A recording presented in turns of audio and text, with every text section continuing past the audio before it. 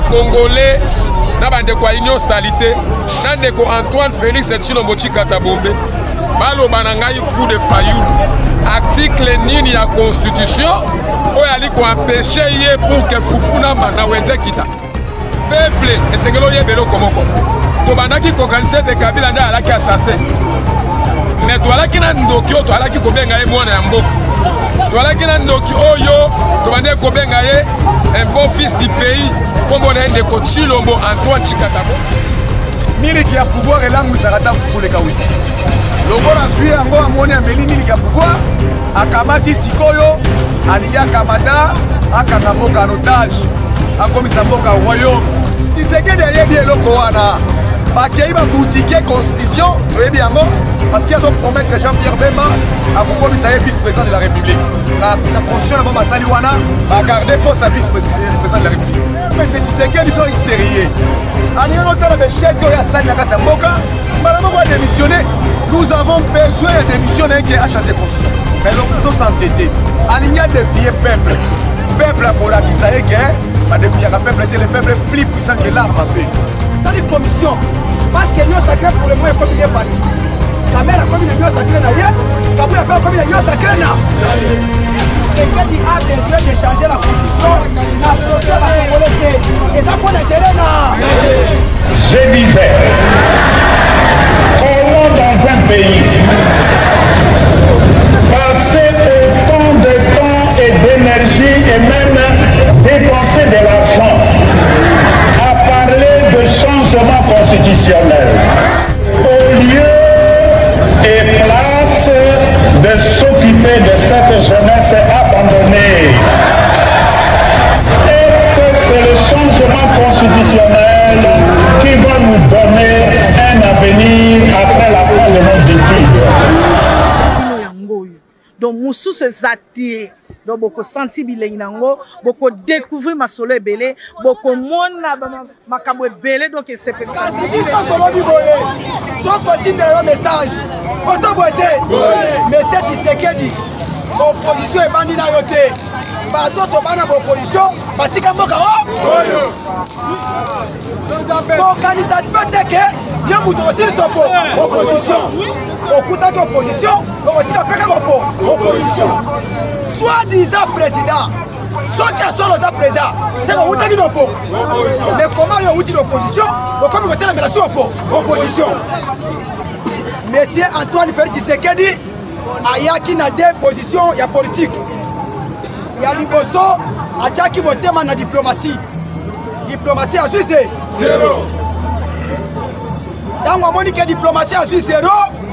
Monsieur Tshilombo alinga s'accaparer na sima ko changer constitution. Mais mission on a pas Suisse zéro. Oh babomba. A Suisse zéro na diplomatie comment? Monsieur Félix Antoine Tshilombo azali premier président soi-disant du monde entier azali ba voyage le tout premier président du monde a voyagé belé. Et ça, monsieur Antoine Tshilombo. La place Union Satamboli a sali plus de 500 voyages. Mais zéro réussi. Zéro réussi.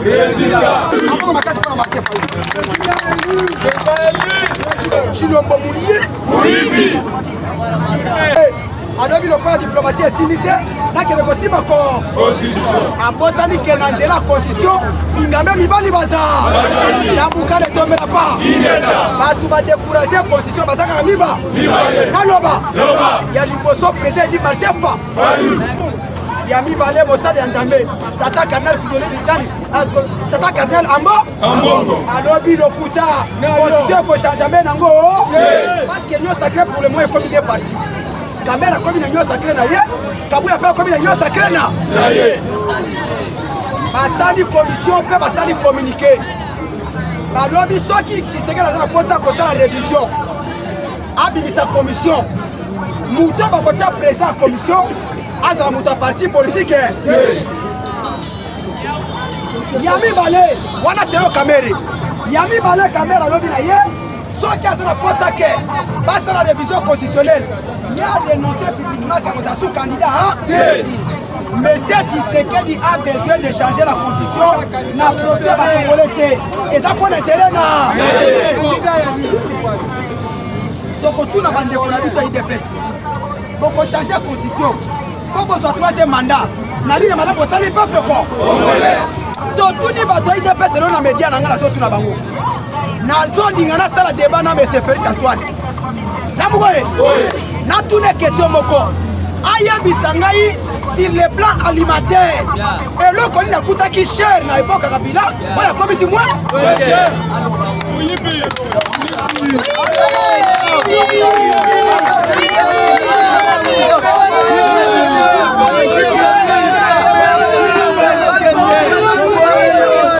Monsieur Chilombo a moni que 10 ans au Asali des fractures et bien qu'on est à Kabila.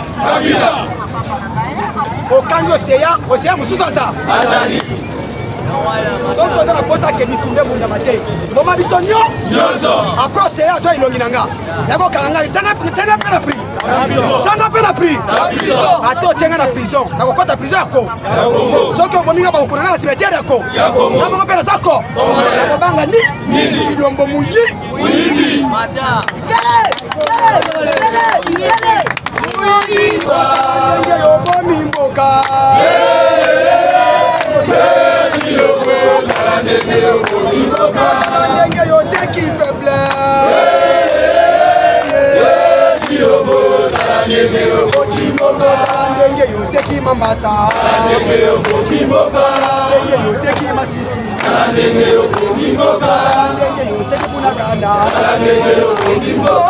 nyonso bamesana kolanda mwana mobali oyo apakolaka mafuta ya mbila lefu de fayu atake moko ya bakambi mpe moko ya barésistant na niveau ya Tchangu bandeko na nga bakongole na kolandisama na motuna ya mopanzi sango akotuna ngai talandi yo na makutu mibale mpe na lukutu na ngai Monsieur Antoine Félix Tshilombo oyo alali abanzi alingaka matamboka komisa yango royaume bandeko nanga.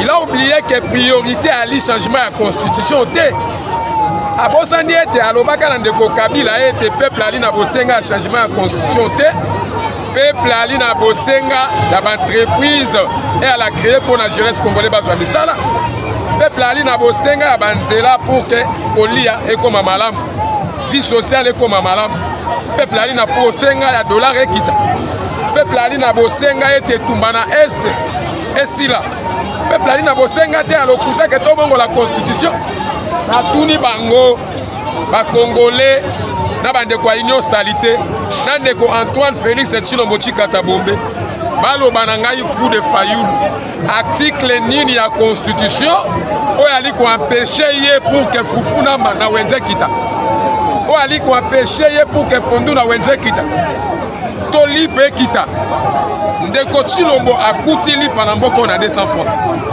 akuti mai na 50 francs oyo bachasser ba mama bakoteka akuti savon le coq na 300 francs akuti savon monganga na 350 francs atiki tumbaku ya solo na 50 francs mais ndeko Tshilombo aye ko détruit oh peuple esengelo yebelo komoko to bandaki kokanisa te Kabila nda alaki assassin mais to alaki na ndoki to alaki kobenga ye mwana ya mboka to alaki na ndoki oyo to bande kobenga ye un bon fils du pays kombo na ndeko Tshilombo Antoine Tshikata Bombe lelo e ko détruire mboka akamati vie sociale a détruire ateki mabele ya est lelo alobi a changer constitution mais c'est Tshisekedi ali na mayele mabe alingi a changer constitution na lolenge nini alingi akamata article 220 ya constitution.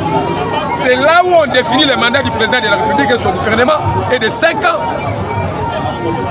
Une fois renouvelable.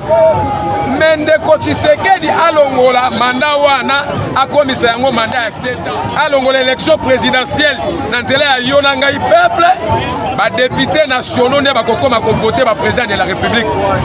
Ce n'est pas normal.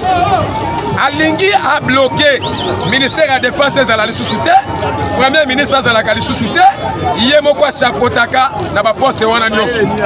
Tolobi ete makambo wana ekoleka te. Ali na mayele mabe, alinga koma roi, mboke koma royaume. bomoni bino boko na bilili auti kotina mwana na ye awa na bapays étranger azali kolakisa ye na bacorps diplomate nyonso akoprépare azali kolakisa union sacré nyonso déjà que le vrai dauphin na ngai ali bino te ali mwana na nga mais alalaka banzaka ete na dauphin na ye zela na bango ali libanda mboka ali libanda ya mboka lelo pesi bango mutema pasi ndeko na ngai oyo abengaki Kagame un bon partenaire Kagame ali malamu libabe na Congo ebandaki mokolo Tshilombo azwaki Kagame ayaki na ye awa IDPS bayambaki na badrapeau bamemieti na stade de Martyrs Tshilombo abengaki un bon partenaire lelo Kagame abobola biso akobobola biso na est babotolaki masisi na ba ya pamba kaka Kagame asali déclaration alobi osikile masisi batiki leyoki bango balobi FARDC bude tumba babosali que Fayulu à combattre Tshisekedi azo soutenir toujours l'armée congolaise. Tu sais combien de marches à soutien FARDC? Marche batobola Fayulu bapine zalaka marchani. Ya soutien FARDC. Mais bango baboya qui ko soutenir l'armée. Bakene ko soutenir ba wazalendo. Le contraire de Konangai eloko ba ko bosa neloko moko na rappeler bango. Willy Ngoma Ali Moko oyo azali membre à IDPS. Willy Ngoma porte-parole à M23. C'est un ancien cadre de l'IDPS jusqu'aujourd'hui. Vous prenez Corneille Nanga, à la Kinachilo mon pouvoir dans l'union sacrée. Ni est poussé Nanga à quelque chose la rébellion. C'est la mauvaise gestion, c'est les compétences, les capacités. Il y a Kokabambo Kanalolenge Sengeli. De continuer à qui préparer à Kokamambo Kao. Et l'obi tata mokosi ekolo Martin Fayulu l'obi longo nyana le sac qu'on a eu pas yezali. À l'obi était de Kochilombo bravo.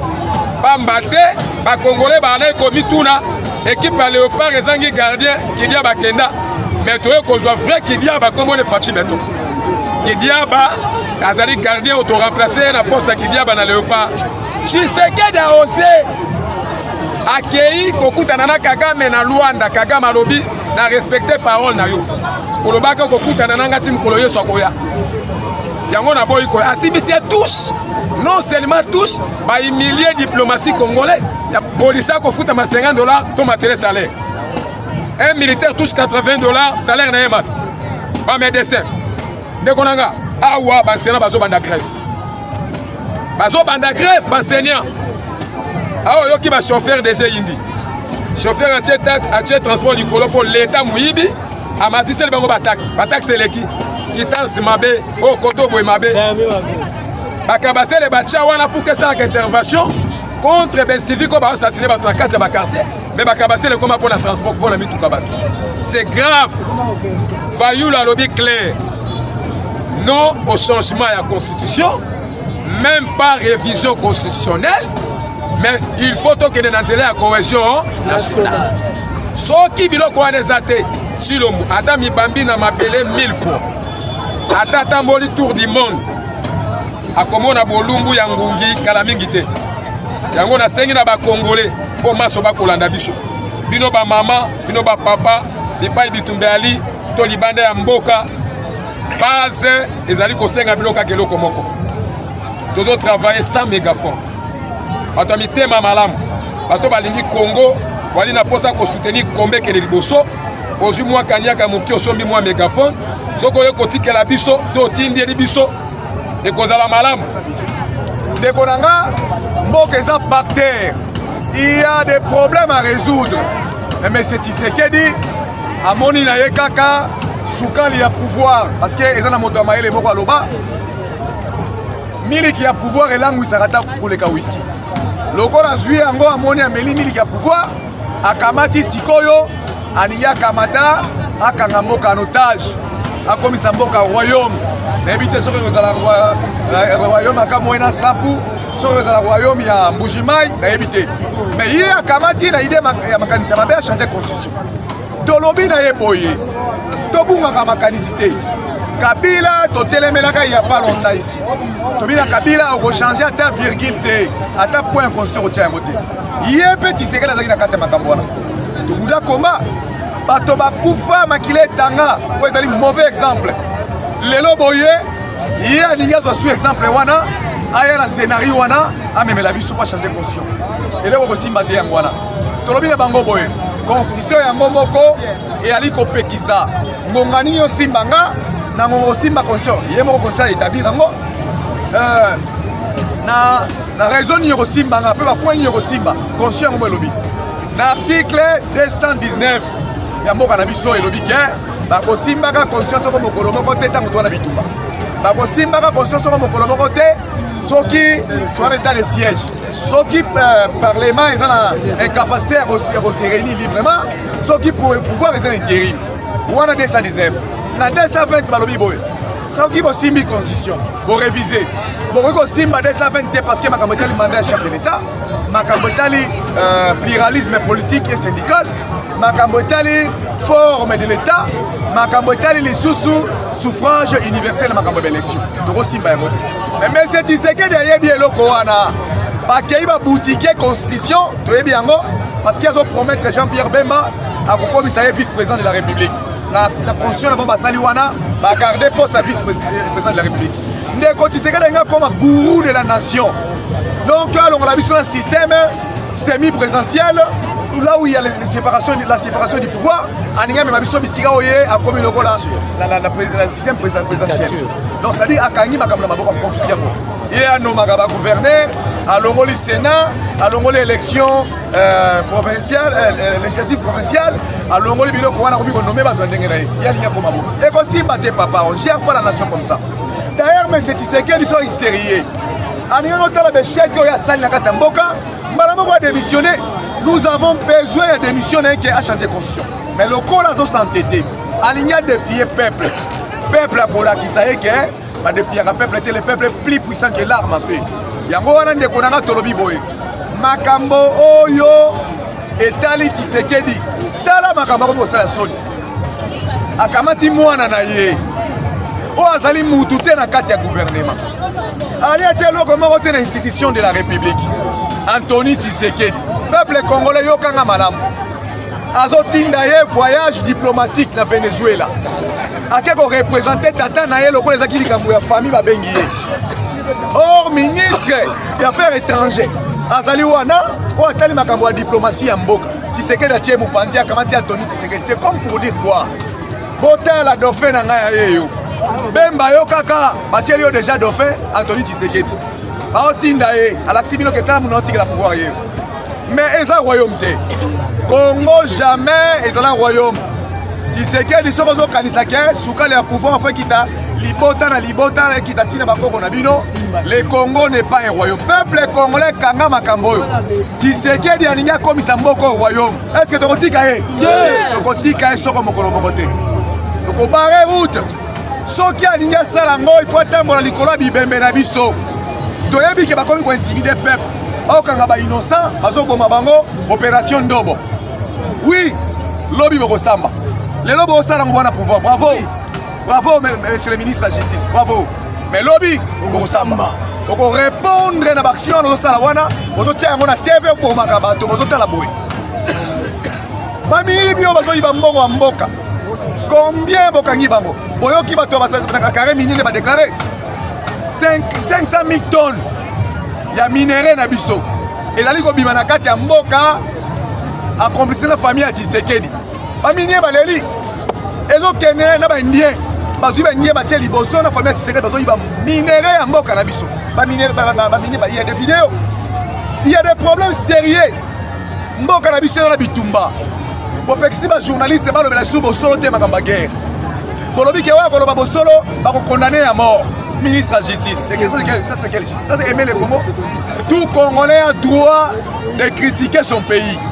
Alors critiquer en gros parce que la mboka biso nyonso za mboka na bino mokote. Donc critiquer mo temo koloye soit koya. Mais le kola dictature et bandi ko bota misisa malembe. Bokamati bande ko na bino, boye na bango. Botie bango na église, bosombeli bango nyonso ba moto. Bolongoli bango na mbujima ina kananga, boye na bango bosombeli ba moto. Na Kinshasa tina Katanga na Moi bakumba moto na butu bakekola na l'église bazozela kete muna ochama ko changer constitution babima na nzela babare peuple route na lobi na bino Kasai eza province moko le Congo n'est pas seulement Kasai vous aurez affaire avec tous les Congolais. Il y a bisika nyonso. Comme la tribu nyonso, bikolo nyonso ya Congo, bokobundana bango. Parce que tout le monde est là comme ça, les bisotés. Pour la qui sont na bonane anzala. Tala, est-ce que Kiti? Moule bête na Kinshasa, Kabase lénisé. Mboke komi Kabase, maïti na loket. Et donc on est malheureux pour ça, les bisotés. Bokamata, bon, mais ma biso, ici, biso tolobibo. La base, réponse ceci. Tshisekedi okosimbata virgule mon côté à cause. Tozali déjà na suka ya régime oyo et la biso insuffisance on ba limite nango. Yango biso tolobi bo peuple congolais tokozana na ba balabala. Soki Tshisekedi ameki kosimba constitution. Aluka makamususu. Il est temps aluka ndenge nini ya kokende. Mais aluka tatika elumbe na mboka po ekozana mabe. Lelo boye relation ekobeba ozoluka guerre civile to ndenge nini. Bon relation ekobeba entre bandeko Kasai na bandeko ya Equateur, bandeko Kasai na bandeko ya Bandundu, bandeko Kasai na bato ya Kisangani. Wapi relation ekobeba mpona yo mutu moko tika Congo na harmonie eloko tolingaka Mobutu anoko batata bo moko ekolo bomo moko alobaki peke unité nationale. C'est pourquoi Martin Fayulu a appelé à la cohésion nationale. Oh nyonso amoni ke photo sala makambo malamu mpona mboka to chatonis pour nous bomber samboka na mseke de liboso aya na cadre de cohésion nationale to buni na mboka na biso to benga Tshisekedi ke liba. Merci ya bino yango yo donc mususu ezati donc boko senti bilengi nango boko découvrir masolo ebele boko mona makambo ebele donc esepelisa bino elongola bino mwa